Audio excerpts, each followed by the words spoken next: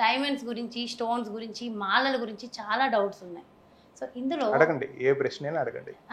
So నేను దీన్ని రాయి అంటున్నాను, మీరు దాన్ని ఏమంటారు? రాళ్ళు వేరు, రత్నాలు వేరు.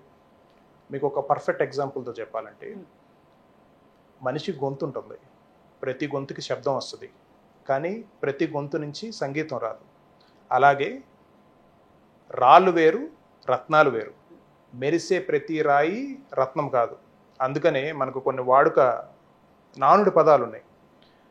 మెరిసే రాయి పని చేయదు, ఒరిజినల్ జాతి రత్నాలు మెరవు అని కొన్ని బండగుత్తులుగా మనకు కొన్ని వర్డ్స్ వచ్చినాయి. రాళ్ళు వేరు, రత్నాలు వేరు.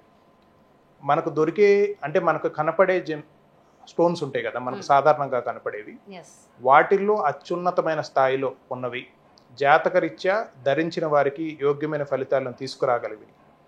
Gem stones are meant for purpose. ఒక ప్రయోజనాన్ని, ఒక ఫలితాన్ని ఆశించి ధారణ చేసేది, జ్యోతిష్యపరమైన కనెక్షన్ ఉన్నదాన్ని మాత్రమే మనం రత్నము అని సంబోధించాలి. మిగతా అన్నీ రాళ్ళే.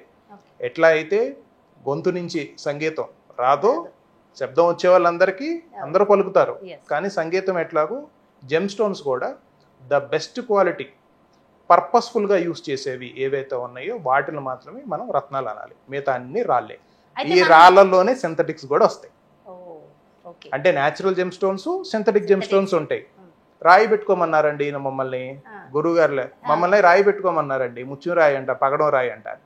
వాళ్ళు తెలియక వాడుక భాషలో రాయి అంటున్నారు, కానీ వాస్తవానికి రత్నము.